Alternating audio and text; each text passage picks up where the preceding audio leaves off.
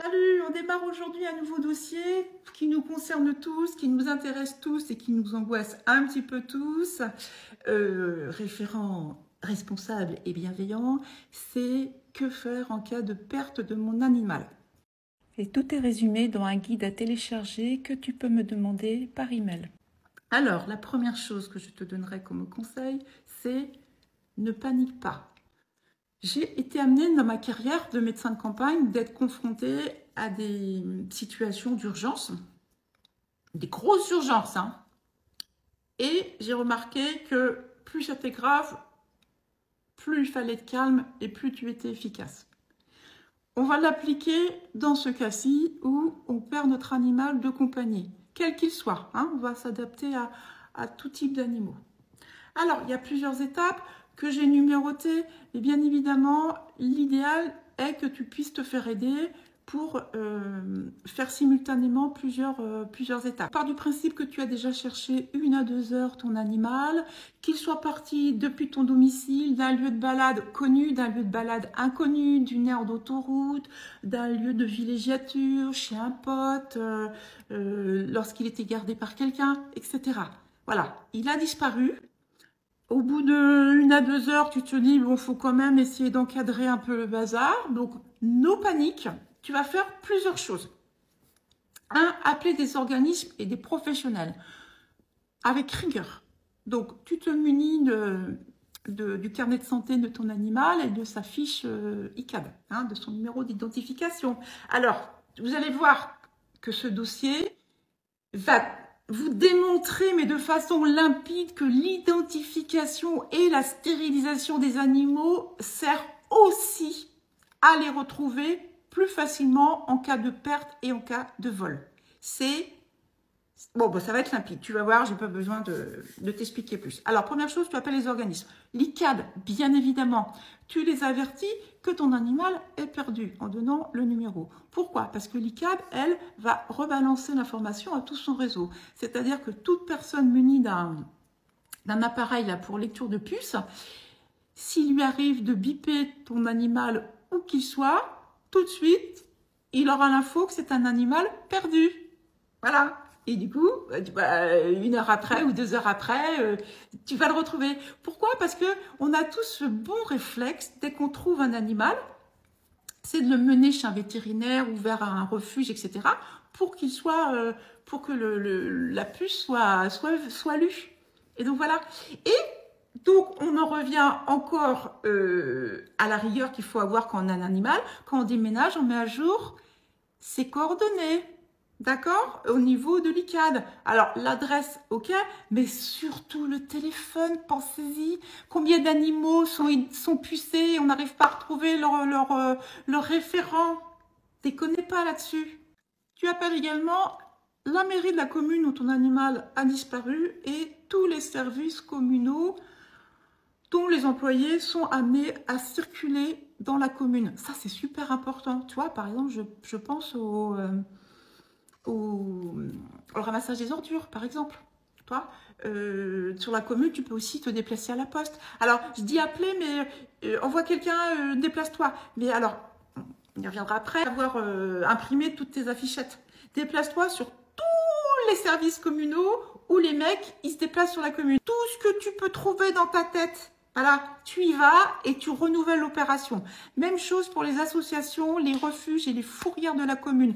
Tu appelles 1 fois, 2 fois, 3 fois, tous les jours. Attention, tu n'as que 8 jours avant le délai si ton animal n'est pas identifié. Alors, quel délai me diras-tu? Les 8 jours. Les 8 jours où un animal en divagation non identifié est gardé à la fourrière municipale ou non municipale. Au bout des 8 jours, il est déclaré abandonné et il est remis soit à une association en vue d'une adoption. T'imagines, tu perds ton bibou et il est mis à l'adoption. Soit il est euthanasié, tout simplement. Donc, tu appelles et tu te déplaces tous les jours à la fourrière si ton animal n'est pas identifié. Et tu les emmerdes jusqu'à ce qu'ils regardent tous les jours tous les animaux qui arrivent. Bien sûr, tu appelles également toutes les assos tous les jours et tous les vétérinaires tous les jours. Tu remues ciel et terre pour ton bibou. Et tu gardes à l'esprit ces 8 jours. Dernier appel que tu fais, c'est à la police et ou la gendarmerie. Alors, s'il y a une police municipale, c'est bien dans les petites communes parce que les gens se connaissent. Et intéressant, si ton animal a provoqué un accident parce qu'ils seront au courant. Et bien évidemment, en cas de vol, où là, tu te déplaces pour déposer une plainte pour vol. Et je vais t'expliquer aussi à quoi elle sert cette plainte. Elle servira à également déclarer le vol à l'ICAD. Je te mets les coordonnées, c'est l'email qu'il faut envoyer avec l'objet de l'email pour déclarer ton animal volé à l'ICAD. Pourquoi? Parce qu'il est vraiment déclaré à chaque personne qui passera un transpondeur sur la puce, on dira il a été volé.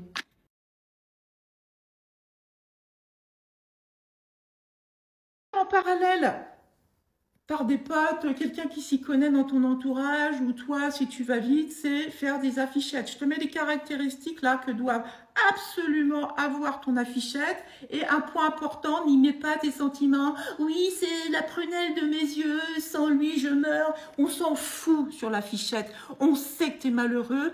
La personne qui va lire une affichette va la lire en diagonale ou en F. Et elle va retenir que les informations importantes.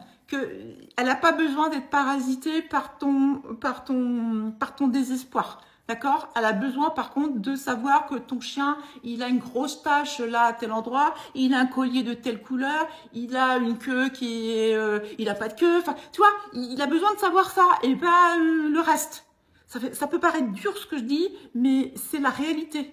Sois précis, concis, direct sur tes affichettes et tu en fais plein. À l'heure du tout numérique, les affichettes ont quand même une importance essentielle et ça ne changera pas. Elles doivent t'accompagner dans tous tes déplacements et tous les déplacements de tes amis qui vont t'aider. Dès que tu vas voir quelqu'un, alors les affichettes chez les boulangers, moi je veux bien, mais ok. Va plutôt voir les gens qui se déplacent sur la commune et à l'endroit où tu as pu perdre ton bibou. D'accord? Donc ça peut être le facteur, les infirmières libérales, les services de repas à domicile, les aides-soignants à domicile, les personnes qui collectent les déchets. Tout ça, c'est super important de leur remettre les petites affichettes bien préparées. Elles peuvent les poser avec elles, à côté d'elles, dans leur véhicule.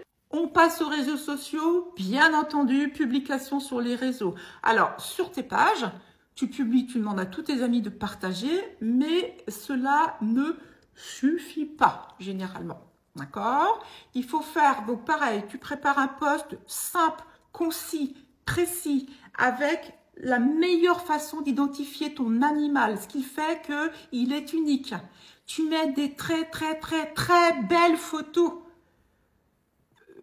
face, corps, les deux, et signes distinctifs. Ça, c'est essentiel.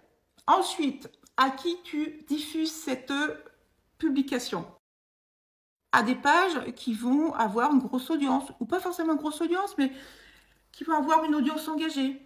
Tu peux surtout la proposer sur Facebook à tous les groupes de ta commune, quels qu'ils soient, les groupes de sport, les cueilleurs de champignons, des personnes qui se déplacent sur la commune.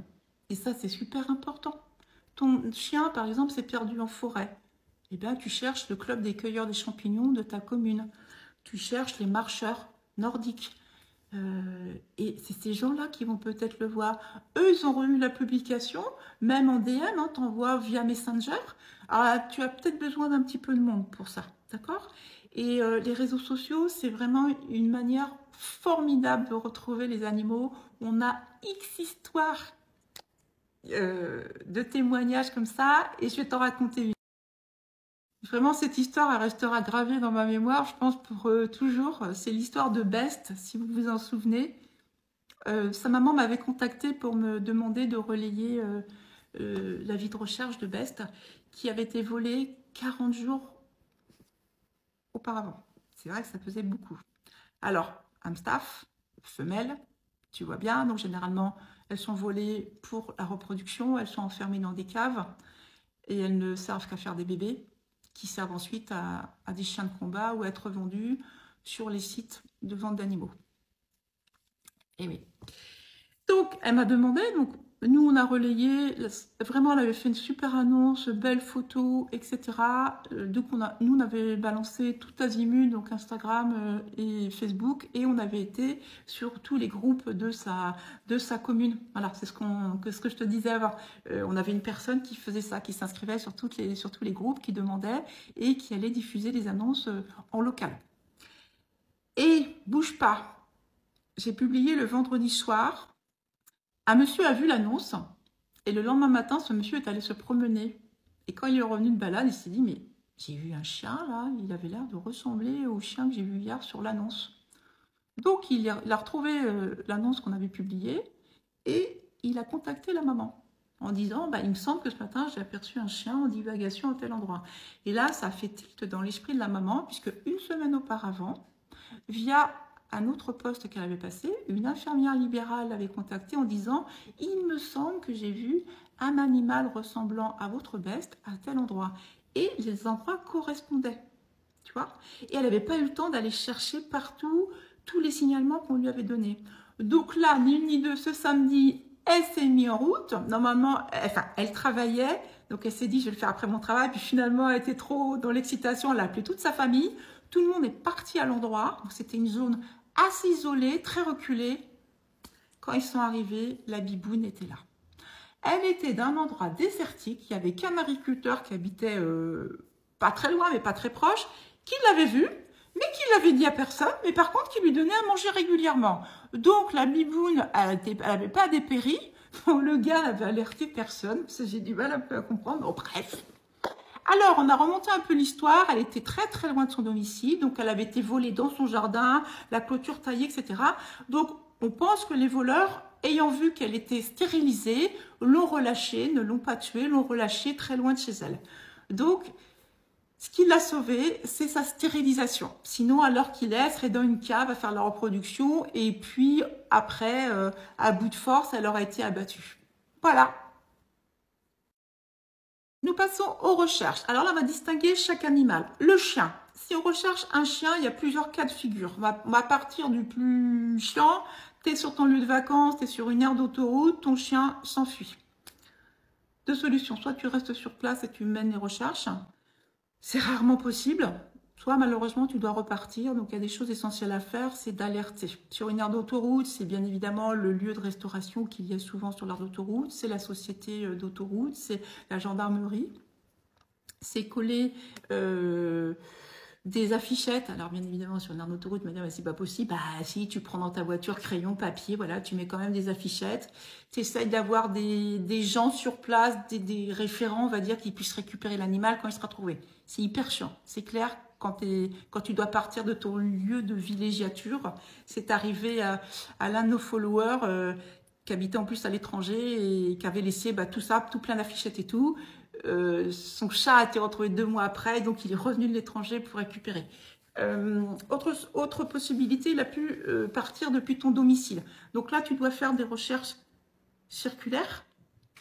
Tu laisses le portail ouvert pour qu'il puisse, s'il revient chez toi, parce qu'il aura le réflexe de revenir, tu alertes tous tes voisins, comme ça si ton chien revient dans les parages, tes voisins pourront le faire au moins rentrer chez eux, d'accord? Ça c'est super important. Et où que tu sois, tu essayes de faire des recherches en te mettant à ce niveau, mais vraiment à son niveau, au niveau physique. Hein. Où est-ce qu'il a bien pu se mettre? Alors ça vaut pour les chiens, mais bon, surtout pour les chats. Autre chose, s'il est en forêt, t'essayes de faire pareil, de refaire la balade que vous faisiez, parce que lui va le refaire plusieurs fois, l'itinéraire. Tu reviens régulièrement, tu mets des affichettes régulièrement sur les arbres. Toutes les personnes que tu croises, tu leur donnes, via les portables, hein, tu échanges photos, numéro de téléphone, etc. s'ils le trouvent, et le prénom de ton animal, comment l'appeler, comment le récupérer, est-ce qu'ils peuvent l'attacher, etc. Ça, c'est important. Toutes les personnes, tout le monde. Tu vas régulièrement à l'endroit où tu gares ta voiture, si c'est garé lors d'une balade, à l'endroit où tu l'as perdu de vue, et ça, c'est super important. Écoute bien. Donc, à l'endroit où tu l'as perdu de vue, dans la nature, tu vas déposer de l'eau, un objet qui t'appartient, un vêtement avec lequel tu as dormi, un objet qui lui appartient, et tu mets également une affichette en disant aux personnes de ne pas toucher à ce que tu as déposé, que tu es à la recherche de ton animal.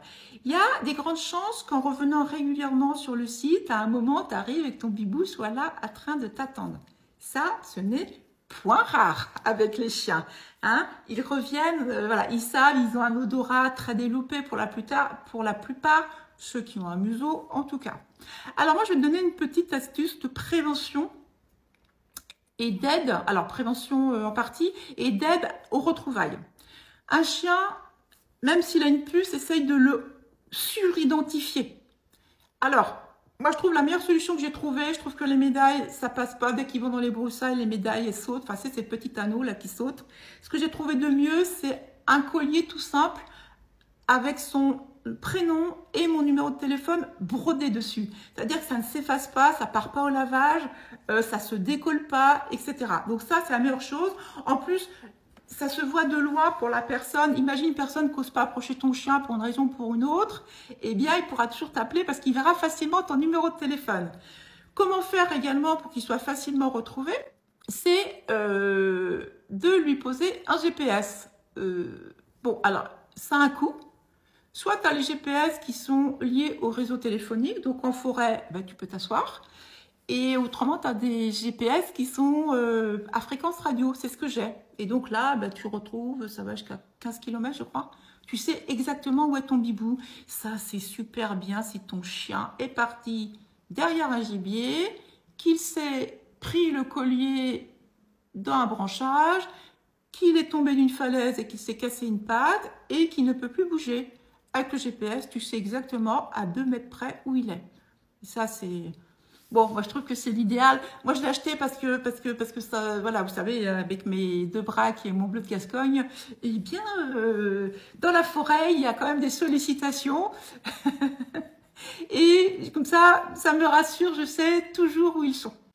Autre chose, si tu promènes ton chien en détaché, ce que je te conseille, puisque c'est un chien... Eh bien, c'est... Alors, c'est mon avis propre, c'est collier ou harnais. Moi, je préfère le collier. Certains me disent, oui, il risque de s'étrangler. Peut-être, mais je trouve que le harnais, il y a plus de surface de prise sur les végétaux où il peut s'accrocher. Voilà, moi, je préfère collier. Alors, maintenant, mettons-nous à la recherche de ton chat ou de ton lapin ou de ton âne. C'est bien évidemment beaucoup plus difficile, puisque on va prendre l'exemple des nacs. Ce sont des animaux de proie pour la plupart, donc c'est des animaux qui sont naturellement enclins à se cacher. Et si ton rat, ton lapin, ton hamster s'est enfui, il va naturellement se cacher. Même si tu l'appelles, il ne va pas forcément revenir te voir. D'accord? Donc c'est super, super compliqué. Alors, comment chercher un nac? Déjà, tu cherches dans ta maison ou dans le lieu de l'habitation où tu l'as perdu. Parce que souvent, les nacs, ils sont dans une cloison, dans une canalisation, dans un objet. Je vous ai publié le jour une vidéo d'un lapin qui sautait dans un pot. Ben, le lapin est dans le pot. Voilà, donc pense bien à d'abord fouiller la maison, les recoins, les dessous, les plaintes, les machins, les trucs. Et là...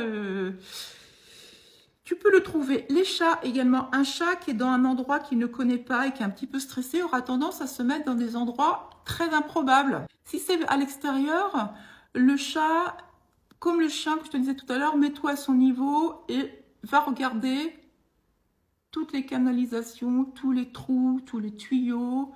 Il a pu se coincer dans un tuyau, par exemple. Les garages, comme je te disais, il a pu entrer dans un garage, se poser là, s'endormir, le propriétaire a fermé le garage et ton chat est dedans, donc tu tends l'oreille. Essaye de le chercher à intervalles réguliers, parce que lui, il se sera caché, mais il sait où tu es. Il a peur de se mettre à découvert. Mais par contre, si tu reviens, par exemple, toutes les 3 heures, il aura pris cette temporalité, et donc il sera plus enclin à montrer le bout de son nez, à comprendre qu'il faut montrer le bout de son nez toutes les 3 heures. D'accord? Et donc là, tu peux, voilà, au bout de 2-3 jours, pouf, ton chat va apparaître. Voilà, ça c'est une petite astuce. Alors l'autre que vous connaissez également sûrement, c'est de mettre sa litière sale à l'extérieur.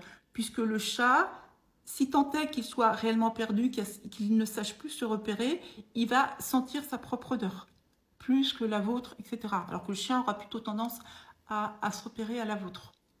Si tu es sûr que ton ac ou ton chat est bien dans les parages, mais qu'il est caché parce que l'environnement est stressant, anxiogène pour lui, même si tu as fait des rondes régulières, intervalles réguliers, que tu l'appelles, que tu tends l'oreille, mais tu es sûr qu'il est là, mais qu'il est caché, eh bien, le dernier recours, c'est le trapage qui marche très très bien. Et normalement, le matin, quand tu vas revenir, ton bibou sera dans la cage. Alors, bien évidemment, tu mets quelque chose d'extrêmement appétant et tu mets une cage qui est adaptée au gabarit de ton bibou. L'idée étant de ne pas attraper d'autres animaux. D'accord? Mais ça, il faut y penser aux cages de trapage. Alors, soit tu les achètes sur Internet, soit tu te les fais prêter par des associations, par exemple. D'accord? Il y a des gens qui font ça de façon pas professionnelle, mais de façon régulière. Tu peux faire un appel sur les réseaux sociaux. En dernier recours, après tout ce qu'on a évoqué, tu as tout fait, tout a été fait, tu ne le trouves pas, mais on va parler d'un chien là plutôt, tu es persuadé, tu étais en forêt, tu es persuadé qu'il y est toujours et qu'il s'est accroché quelque part dans la végétation, qu'il a pu tomber et se blesser.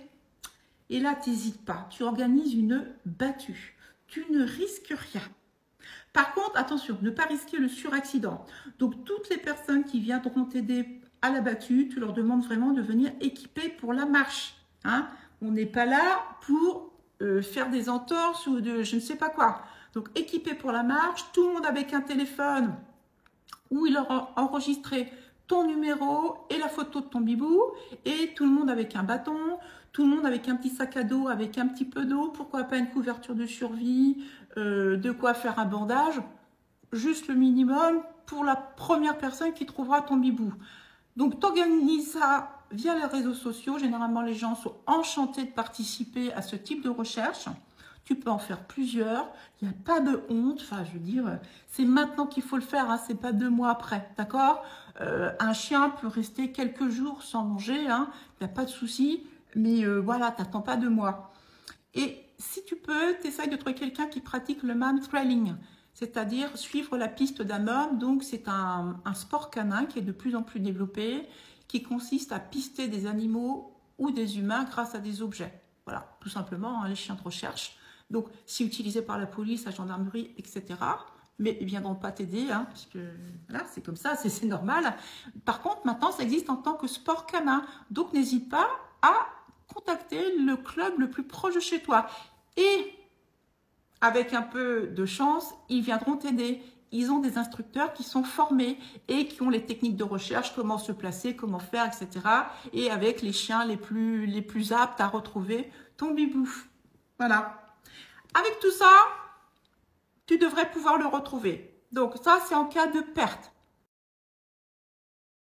Maintenant, on va évoquer le vol. Bien évidemment, tu fais tout ce que je t'ai dit. Il y a 3 choses qui changent. Comme je t'ai dit tout à l'heure, 1, dépôt de plainte à la gendarmerie. 2, mail à l'ICAD pour bien dire que ton bibou a été volé. Donc pour cela, il faut qu'il soit identifié, bien évidemment. Et 3, les recherches. Les recherches doivent être effectuées sur toute la France. Et je vais t'expliquer comment. Je vais d'abord commencer par les facteurs qui augmentent le risque de vol de ton animal. Les races à la mode. Un animal non stérilisé, que ce soit un mâle, notamment un moulos qui servira de chien de combat, ou que ce soit une femelle qui servira à la reproduction.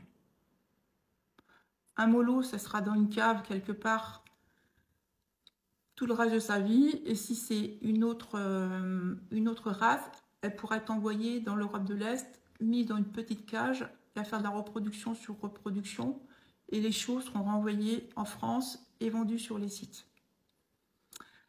Les chiens de travail bien formés, notamment les chiens de chasse, qui ont été bien formés. Il peut y avoir un sur-risque de vol.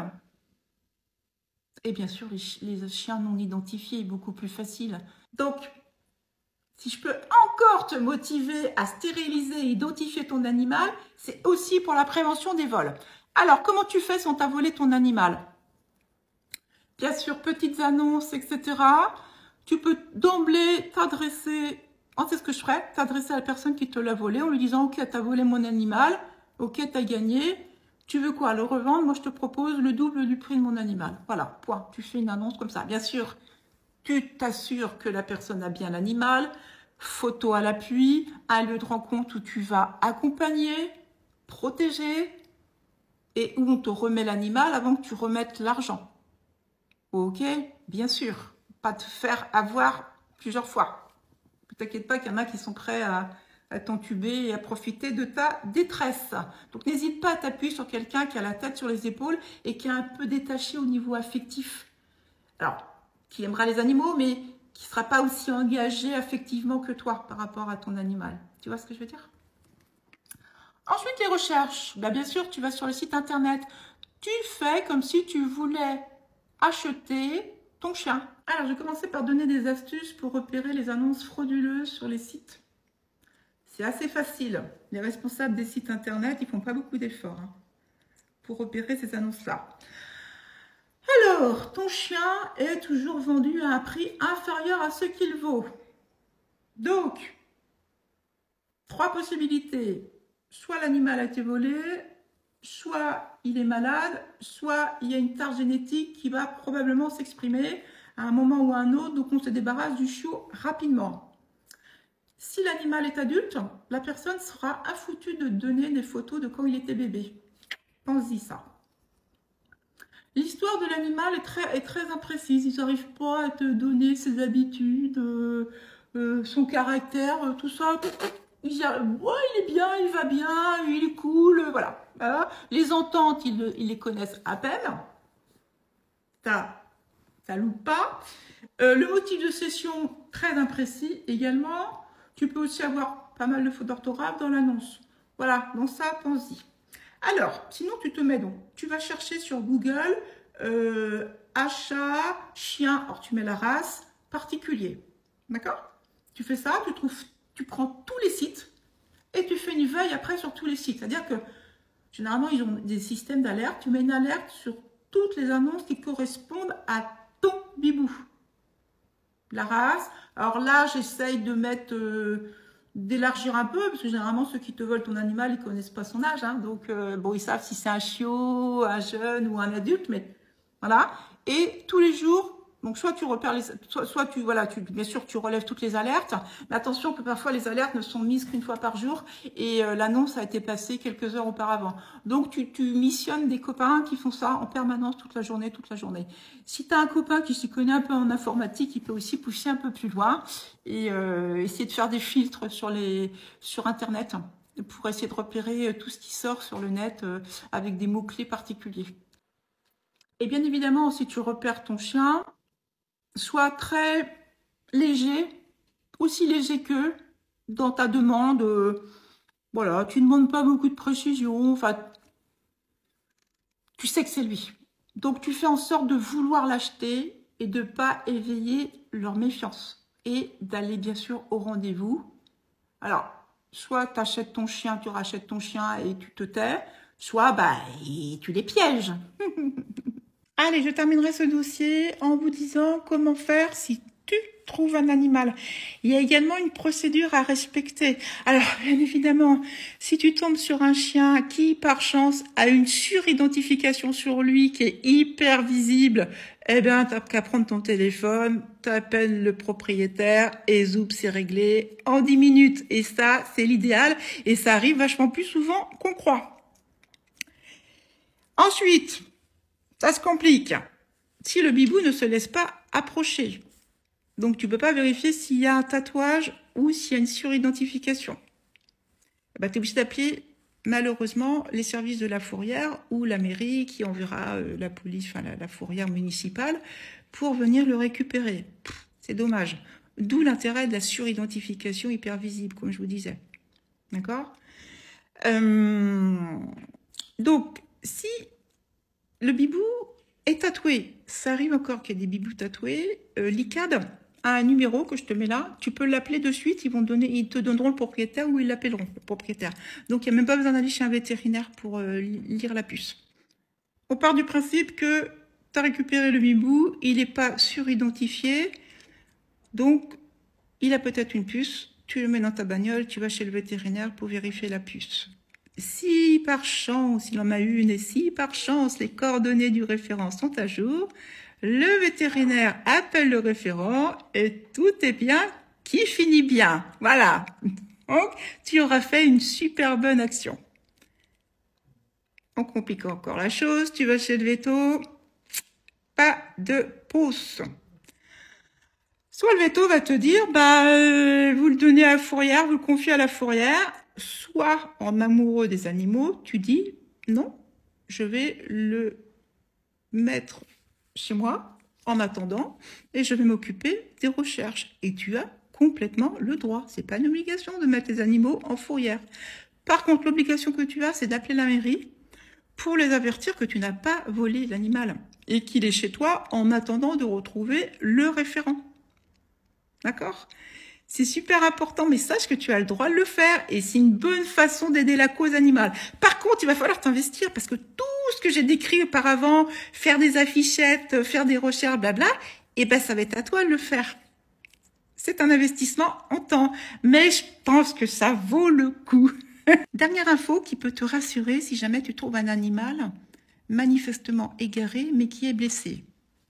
J'avoue, ça peut faire peur. Tu te dis, oh là là, un animal blessé, si je l'emmène chez le véto, machin, c'est moi qui vais payer. Je suis sûre qu'il y a des gens qui se posent cette question-là et qui, pour cette raison, ne portent pas secours à un animal. Eh bien, bonne nouvelle. Si tu emmènes chez le vétérinaire un animal qui n'est pas à toi, tu ne paieras jamais. Pourquoi? Soit il est identifié, donc bien évidemment c'est le référent qui paiera, soit il n'est pas identifié et donc c'est à la commune de payer les frais, d'accord? Donc il n'y a pas à se priver de porter secours au bibou blessé. Protège-toi juste au niveau des risques sanitaires, on ne sait jamais. C'est tout. Voilà, bon, ça a été encore super long comme dossier, mais je pense qu'il y avait pas mal de choses. Je te rappelle que tout est compilé dans un grand article qui est sur le site et tout est résumé dans un guide que tu peux avoir en PDF. Il suffit juste de me le demander. Et sache aussi que dans le prochain site qui arrive bientôt, tu pourras toi-même télécharger tous les guides que tu veux.